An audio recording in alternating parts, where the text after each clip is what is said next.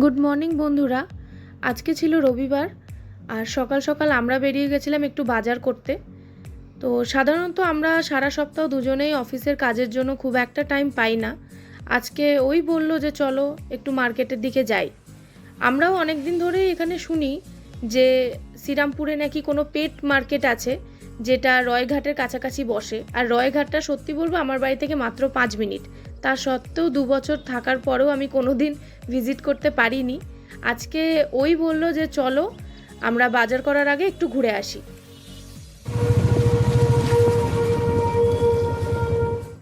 তো এটাই হচ্ছে রয়ঘাট, যেটা আমার বাড়ি থেকে 5 মিনিটের ডিস্টেন্স। আর এটা কিন্তু ঠিক একদম ফেরিঘাটের পাশেই।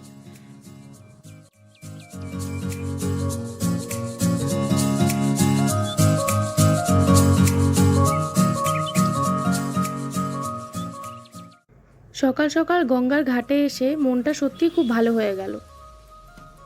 আর এই গঙ্গার পাশেই এই পেট মার্কেটটা বসে।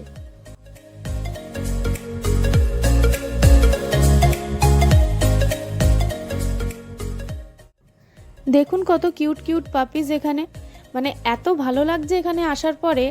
আমি তো মার্কেট ছেড়ে বেরোতেই চাইছিলাম না। প্রায় 1-1.5 ঘন্টা আমি এখানেই কাটিয়েছি।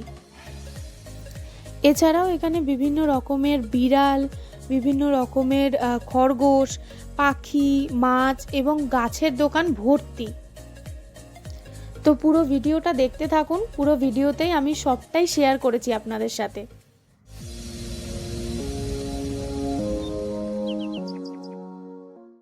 এই মার্কেটটা প্রতি রবিবার করেই বসে, সকাল 7টা থেকে দুপুর 2টো অবধি। তবে কিছু কিছু সময় হয়তো ওটা 3টেও বেজে যায়। কি এবার আপনারাই বলুন, এত কিউট কিউট পাপিস দেখে মনটা ভালো হবে না?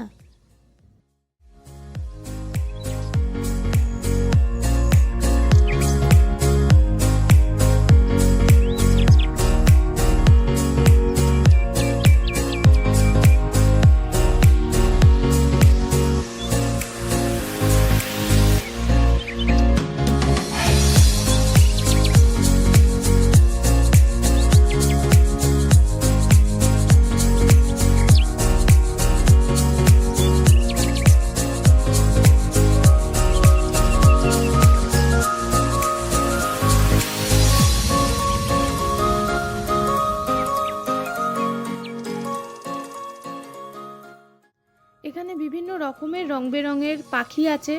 তার মধ্যে ধরুন লাভ বার্ডস, চাইনিজ চড়াই, বদ্রি পাখি বা ককটেল, আরও বিভিন্ন জাতের বিভিন্ন রকমের পাখি এখানে বিক্রি করা হয়।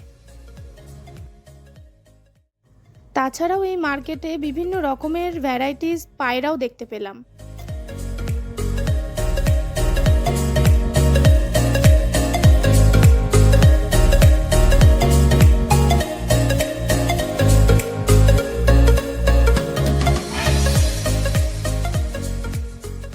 পাখি এবং মাছের যাবতীয় যা যা জিনিস লাগে, পাখিদের খাবার, মাছেদের খাবার, পাখির খাঁচা, বিভিন্ন রকমের, ইনফ্যাক্ট শুধুমাত্র সেটাও নয়, ফুল গাছের জন্য যা যা অ্যাক্সেসরিজ লাগে সবটাই এই মার্কেটে কিন্তু অ্যাভেলেবেল থাকে।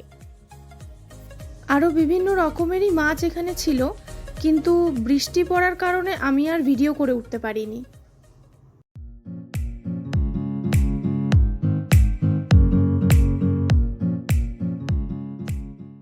মার্কেটে আসবো আর কিছু নিয়ে যাব না সেটা তো হতে পারে না। তো আমিও 2-3টে গাছ আমার বাড়ির জন্য নিয়ে নিয়েছিলাম। চলুন, এবার আমাদের গাছ কেনাও হয়ে গেছে আর মার্কেটটাও ঘুরে দেখা হয়ে গেছে। এবার আমরা বাড়ির দিকে চললাম। এরকম প্রচুর মানুষ আসছেন এই মার্কেটে, যারা নিজেদের বাড়িতে তাদের ভালোবাসার পেটস নিয়ে যাচ্ছেন। তারই একটা ছোট্ট দৃশ্য আমার চোখে পড়লো, তাই ক্যামেরা বন্দি করে নিলাম। তো চলো, আজকের মতো ভিডিওটা এখানেই শেষ করলাম। তোমাদের কেমন লাগলো প্লিজ আমাকে জানিও।